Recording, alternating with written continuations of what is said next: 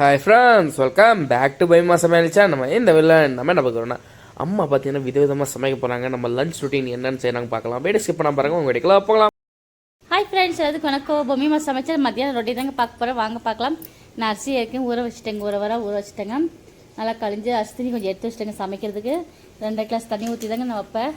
எப்பயுமே அரிசி கொஞ்சம் ஊற வச்சு செய்வேங்க, நல்லாயிருக்கும் சாப்பாடு. நீங்களாம் அப்படியே ஊற வச்சு தான் செய்வீங்களாங்க? கொஞ்சம் சொல்லுங்கள் எப்படி செய்வீங்கன்னா. சாப்பாடு வச்சா நல்லாயிருக்கு. சாப்பாடு உதிரியாக இருந்தாலும் நல்லா நிறையா வருதுங்க. இப்போ அரிசி தண்ணி நான் எடுத்து வச்சுக்கிறேன். துவரம் பருப்பு கழிஞ்சு ஊற வச்சுருக்கேங்க, அது ஒரு ஊற வச்சுக்கிறேன். பருப்பு கடையிறதாங்க ஊற வச்சுக்கிறேன். இப்போ சுண்டல் கொஞ்சம் ஊற வச்சுக்கோங்க. பசங்க ஏதாச்சும் ஒரு பயிர் வச்சு ஊற வச்சு செய்தால் செஞ்சு கொடுங்கம்மா சாயங்காலத்துக்கு வேணாங்க. சரி, ஊற வச்சுட்டேன். காலையில் முருங்கைக்கீரை தண்ணியில் போட்டு வச்சுக்கிறேங்க. மண்ணெல்லாம் கொஞ்சம் இறங்கட்டும். அப்புறம் மணத்தக்காளி கீரை கொஞ்சம் இருந்துச்சுங்க, அதையும் ஒரு அரை கட்டு இருந்துச்சுங்களா, அதையும் எடுத்து வச்சுக்கோங்க. ஃப்ரிட்ஜில் வச்சா கெட்டு போயிடும். அப்படி எடுத்து 2 கீரை ஒன்றா போட்டு சமைச்சிக்கலாங்க. இது சின்ன வெங்காயமாக கிடச்சிச்சுங்க. அப்புறம் வாங்கி வச்சுட்டேன். ஒரு வயசான தொட்டு வாங்கினாங்க 10 சொன்னீங்க பார்த்திக்கலாம். ஒரு 10 கிலோ வாங்கி வச்சேன். அந்த வெங்காயம் தாங்க இருக்குது. இன்னொன்று கொஞ்சம் இருக்குது. இதெல்லாம் காலியாட்டும் சீக்கிரம். சும்மா இருக்கும்போது உரிச்சு வச்சா கூட சீக்கிரம் ஆகிடுந்துருக்கும். நான் உரிக்காமல் அப்படியே அசால்ட்டாக விட்டுட்டேன். இப்போ சமைக்கவும் ஒன்றா உரிச்சிட்ட வேண்டியதாக சாப்பாடு அடுப்பை வச்சுட்டேங்க. அடுப்பில் சாப்பாடு சத்தம் வரட்டும். இந்த பக்கம் பருப்பெல்லாம் கூட்டி வச்சு கொஞ்சம் வெங்காயம்லாம் உரிச்சிட்டு இருந்தேங்க. வெங்காயத்தை வச்சு பொடியாக அரிஞ்சிக்கலாங்க. இப்போ தோல் பருப்பை ஊற வச்சதெல்லாம் உள்ள கொட்டிக்கலாங்க. குக்கரில் ஊற வச்சு செய்யும்போது நல்லா இருக்குங்க. கடையே கொஞ்சம் மிச்சமாக இருக்குது. கரண்டி போட்டு 4 கிண்டிக்கிட்டா வேலை ஆகிடுதுங்க. இப்போ தோல் பருப்பு எல்லாம் குக்கரில் ஊற்றிட்டேங்க. ஒரு 3 தக்காளி எடுத்து வச்சுக்கிறேன். கொஞ்சம் பாதி போட்டுக்கலாங்க. வெங்காயம் பருப்பு கூட போட்டு வச்சு வச்சிடலாங்க. 3 தக்காளி 5 போட்டுக்கலாம். கொஞ்சம் தேங்காய் பூண்டு கொஞ்சம் உரிச்சு வச்சுக்கிறேங்க. ஒரு 5-6 பூண்டு போட்டுக்கலாம். இது பருப்பு அப்படியே கடைஞ்சி கொடுத்துருங்கன்னு சொன்னாங்க. அதே மாதிரி சரி கடைஞ்சி கொடுத்துட்டேங்க. சீக்கிரம் வேலை ஆகிடும். பருப்பு ஊற வச்சா கடற்கன்னு சீக்கிரம் செஞ்சிடலாங்க. இப்போ தக்காளி 3 தக்காளி குக்கர்லேயே போட்டுடலாங்க. ஒரு பச்சை மிளகா 2 பச்சை மிளகா உடச்சி வச்சுங்க. பூண்டு ஒரு 5-6 பூண்டு போட்டுக்கலாங்க. நீங்கள் எப்படி பருப்பு கடையிறது எப்படி இந்த மாதிரி தான் செய்வீங்களா? கொஞ்சம் சொல்லுங்கள் எப்படி இருக்குன்னு. எப்படி நான் இப்படி தான் செய்வேங்க. சீக்கிரம் எனக்கு ஆகிடும் வேலை. கடற்கரை நல்லா டேஸ்ட்டாகவும் நல்லா இருக்குங்க. கொஞ்சம் ஜீரக கசக்கி போட்டுக்கலாங்க. கொஞ்சம் மஞ்சத்தூள் லைட்டாக போட்டுக்கலாங்க. மிளகாத்தூள் 1/4 கண்டி போட்டுக்கிறேங்க. கொஞ்சம் மஞ்சத்தூள் போட்டுக்கலாங்க. லைட்டாக ஒரு 1/4 கண்டி போட்டுக்கலாம். இந்தளவுக்கு மஞ்சத்தூள் போட்டால் போதுங்க. இப்போ அடுப்பில் இந்த குக்கர் வச்சிடலாங்க. சீக்கிரம் வேலை ஆகட்டும். இந்த பக்கம் சாப்பாடு ஒரு பக்கம் கூட்டி வச்சுட்டேன். இந்த பக்கம் பருப்புக்கு வச்சுட்டேங்க. சீக்கிரம் சத்தம் விட்டு கொஞ்சம் விளக்கெண்ணெய் ஊற்றிக்கலாங்க. சீக்கிரம் பருப்பு நல்லா வேகுங்க. அடுப்பை ஆன் பண்ணி வச்சுட்டேன். விசில் போட்டு விட்டலாங்க. இந்த பக்கம் கொஞ்சம் கீரைக்கு வெங்காயம்லாம் அஞ்சிக்கலாங்க. குட்டி குட்டியாக வெங்காயம் அஞ்சிக்கலாங்க. முருங்கைக்கீரை லேசாக கசக்குங்களா, கொஞ்சம் வெங்காயம் போட்டால் நல்லாயிருக்கும். கொஞ்சம் நிறையா கொஞ்சம் வெங்காயம் போட்டால் சூப்பராக கசப்பு தெரியாதுங்க. இப்போ தேவைக்கிற வெங்காயம் அஞ்சிட்டுருக்குறேங்க. குட்டி குட்டியாக அஞ்சிட்டு இருந்தேங்க வெங்காயத்தெல்லாம். என் பையன் வந்து கேட்டிருந்தேன், ஏம்மா இவ்வளோ சின்ன சின்ன வெங்காயம் வாங்கி உரிக்கிறது கஷ்டமாக இருக்குதாம்மா கேட்டான். ஆமாம் பரவாயில்லப்பா, ஒரு வாங்கிக்கோ, என்ன பண்ணுறது. சரி இப்போ இதெல்லாம் அஞ்சிட்டு இருந்தேங்க. இப்போ ஆயிரமா குடும்பம் நானும் கொஞ்சம் உரிச்சு தரேன் அப்படின்னு சொல்லிட்டு தாங்க. பரவாயில்ல அம்மையாக உரிச்சுக்கிறேன் இன்றைக்கி அப்படின்னு உட்காருங்க அப்படின்ட்டு. பசங்க அப்போ கூட ஹெல்ப் பண்ணுவாங்க வந்து சொன்னோம்னா. இப்போ கீரையெல்லாம் அரிஞ்சு தண்ணியில் போட்டு வச்சுக்கலாங்களா. இந்த மணத்தக்காளி கீரை குட்டி குட்டியாக அரிஞ்சிக்கலாங்க. நான் அந்த கீரை கட்டை வாங்கினேங்களா, ஒவ்வொரு திலையாக எடுத்து தாங்க ஆய்வேன். இல்லைன்னா இதில் குட்டி குட்டி பூச்செல்லாம் இருக்குது. நான் அப்படியே கட்டோட தூர கட் பண்ணி வேற கட் பண்ணிவிட்டு அப்படியே அலச மாட்டேன். எனக்கு அது பிடிக்காதுங்க. பொடியாக ஒவ்வொரு கட்டாக ஒரு இலையாக எடுத்து ஆஞ்சு தான் பார்ப்பேன். அதில் பூச்செல்லாம் இருக்குது. கொஞ்சம் பார்த்து சமைங்க. கீரை சமைக்கும் போது நல்லா கழுவிக்குங்க. இப்போ வடிச்சட்டி வச்சுக்கோங்க. கீரை தாளிக்கிறதுக்கு தேவையான கடுகு போட்டுக்கிறேன். கொஞ்சம் லைட்டாக உளுந்து போட்டுக்கிறேங்க. நான் கருப்பு உளுந்துச்சுன்னு கொஞ்சம் போட்டுக்கிட்டேங்க. கடுகுலாம் பொஞ்சோன்னு போடுங்க. இப்போ கடலப்பருப்பு லைட்டாக கொஞ்சம் போட்டுக்கோங்க. கருப்பு உளுந்து கொஞ்சம் போட்டுக்கோங்க. நல்லா போயிட்டு தேவையான காரத்துக்கு மிளகாய் 5 காஞ்ச மிளகாய் எடுத்து வச்சுக்கிறேங்க.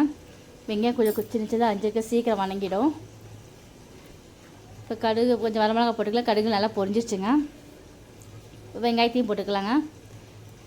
இப்படி ஒரு கிண்டு அப்படி ஒரு கிண்டு கிண்டி விட்டுடலாங்க. வெங்காயத்தெல்லாம் வதக்கிட்டு ஒரு கண்ணாடி பதம் வந்தால் போதுங்க கீரைக்கு. இப்போ கொஞ்சம் பீட்ரூட் இருந்துச்சுன்னா அதை சீவிக்கலாம். சின்ன சின்ன பீட்ரூட்டாக இருந்துச்சுங்க. அப்படியே சரி பரவாயில்ல சீவிட்டு எல்லாம் எடுத்துகிட்டு இருந்தேங்க.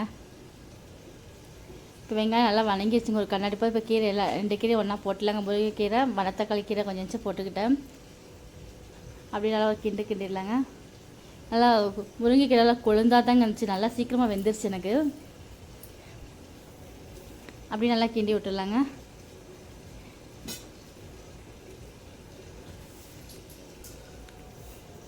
இந்த அளவுக்கு நல்லா கிண்டிட்டாங்க. நல்லா கீரையும் நல்லா வெந்துருச்சுப்பாங்க. நல்லா கொழுந்தா இருந்துச்சுன்னா சீக்கிரம் வெந்துருச்சுங்க. இந்த டைம் நம்ம கொஞ்சம் தேங்காய் பூ போட்டுக்கலாங்க. கொஞ்சம் தேவைக்கான உப்பு போட்டுக்கிறேன். அப்படியே ஒரு கிண்டி நல்லா கிண்டி விட்டுலாங்க.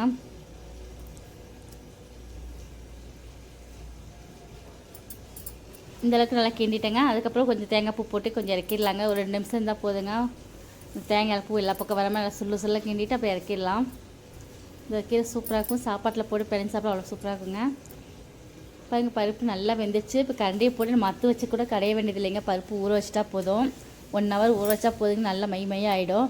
பாருங்க நான் 3 சத்து தான் விட்டேன். நல்லா பருப்பு நல்லா குழவாயிடுச்சு. மத்து போட்டு கடைய வேண்டியதே இல்லைங்க. இப்போ பருப்பு அந்த பக்கம் தாளிச்சு விட்டுடலாம். தேவைக்கான எண்ணெய் ஊற்றிக்கலாங்க. எண்ணெய் நல்லா காயிட்டுங்க. கொஞ்சம் கடுகு போட்டுக்கலாம். அப்படியே கரண்டியை போட்டு நல்லா கிண்டுங்க. பருப்பு நல்லா நசுங்கிச்சுங்க. கொஞ்சம் ஜீரகம் போட்டுக்கோங்க. கருவேப்பிலை போட்டுக்கலாங்க. தேவைக்கிற காரத்துக்கு மிளகாய் போட்டுக்கோங்க. காஞ்ச மிளகாய் போட்டுக்க. கொஞ்சம் வெங்காயம் போட்டுக்கலாம். இந்த வெங்காயம் பொன்னேரம் நல்லா வரட்டுங்க. வெங்காயம் நல்லா பொன்னேரம் வரும்போது நல்லா இருக்குதுங்க பருப்புக்கு. கொஞ்சம் லைட்டாக கொஞ்சம் எண்ணெய் ஊற்றிக்கிட்டேன். வெங்காயம் நல்லா பொரிஞ்சு வரட்டும். பருப்பு கடைஞ்செல்லாம் ஒன்றா ஊற்றிக்கலாங்க. இப்போ ஒரு கொதி வரும்போது இப்போ லைட்டாக பெருங்காயத்தூள் போட்டுக்கோங்க. நான் இந்தளவுக்கு பெருங்காயத்தூள் போட்டுக்கிறேங்க. பருப்பு ஒரு கொதி நல்லா வந்தோன்னா நம்ம இறக்கிடலாங்க. அப்படியே கொத்தமல்லி போட்டு இறக்கி வச்சிடலாம். சூப்பராக இருக்குங்க. சுடு சாதத்துக்கு அப்படி பிழைச்சி சாப்பிட சூப்பராக இருக்கும். சப்பாத்திக்கு நல்லா இருக்குங்க. தேவைக்குன்னு உப்பு போட்டுக்கலாம். சப்பாத்திக்கு நல்லா இருக்குதுங்க. நல்லா அப்படியே ஒரு கிண்டிடலாங்க. ஒரு கொதி வந்தோன்னா இறக்கிடலாங்க. இதுலேயே நம்ம பீட்ரூட் கழுவினது எல்லாம் ஒன்றா போட்டுக்கலாங்க. பீட்ரூட் ரொம்ப தண்ணி ஒரு 1/4 கிளாஸ் தண்ணி ஊற்றினா போதுங்க. குக்கரில் இருக்கிறனால தண்ணி நல்லா விடும். தேவைக்கான உப்பு போட்டுக்கிறேங்க.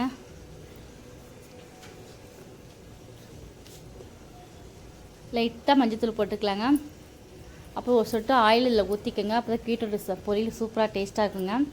ஃபஸ்ட்டில் நான் அப்படி குக்கரில் போட்டு தண்ணி ஊற்றி உப்பு போட்டு மஞ்சத்தூள் போட்டு வச்சுருவேங்க. இது எங்கள் அம்மா சொன்ன டிப்ஸுங்க. கொஞ்சமாக எண்ணெய் லைட்டாக ஊற்றி சமைச்சது பொரியல் செஞ்சு பொரியல் வீட்டில் மிச்சமே ஆகாதுலாம் சூப்பராக இருக்கும் சொன்னாங்க. நான் அது மாதிரி இப்போ லைட்டாக ஒரு எண்ணெய் கொஞ்சம் ஒரு சொட்டு ஊற்றுனேங்க குக்கரில். சும்மா ஒரு 3 சத்தம் விட்டால் போதும். இந்த பக்கம் பருப்பு நல்லா கொதி வந்துருச்சுங்க. இப்போ இறக்கிடலாங்க.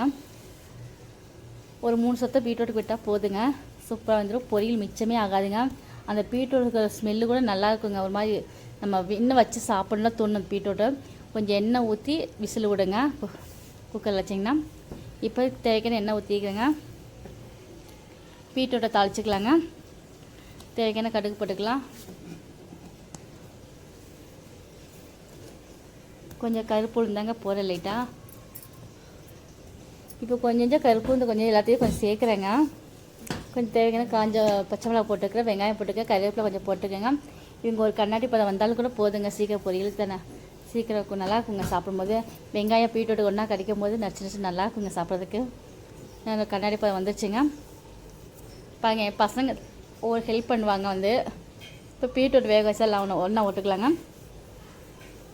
அந்த பீட்ரூட் கொஞ்சம் தண்ணி லைட்டாக தான் இருந்துச்சுங்களா. 1/4 கிளாஸ் தானே ஊற்றுனேங்க. அப்படி தண்ணியோட ஒன்றா ஊற்றிட்டேங்க. கொஞ்சம் தேங்காய் பூ போட்டு நல்லா ஒரு கிண்டு சொல்ல கிண்டி இறக்கிடலாங்க. சுவையான பீட்ரூட் பொரியல் ரெடி ஆயிடுச்சுங்க. வாங்க சாப்பிட்லாம். ஓகே காய்ஸ், பார்த்தீங்கன்னா அம்மா பார்த்தீங்கன்னா மதியானம் ரொட்டீன் ரெடி ஆகிடுச்சு. அம்மா பார்த்தீங்கன்னா சுட சுட சாதம் ரெடி பண்ணியிருக்காங்க. அப்புறம் பார்த்தீங்கன்னாக்கா பருப்பு குழம்பு சாம்பார் ரெடி பண்ணியிருக்காங்க. பருப்பு குழம்பு சூப்பராக இருக்குங்க. அப்போ பார்த்தீங்கன்னா ரசம் ரெடியாக இருக்குது. சாப்பிட்டு முடிச்சு ஜீரணமாக இருக்கும். அப்போ பார்த்தீங்கன்னா என் ஃபேவரட் பார்த்தீங்கன்னா முருங்கைக்கீரை இருக்குது. அப்படியே சோத்தில் பிணைஞ்சு சாப்பிட்டா சூப்பராக இருக்கும். அப்போ பார்த்தீங்கன்னா பீட்ரூட் இருக்குது. நைட்டு சப்பாத்தி கூட ஆகிக்கும். இந்த வீடியோ பிடிச்சிருந்தா லைக் பண்ணுங்கள், ஷேர் பண்ணுங்கள், சப்ஸ்கிரைப்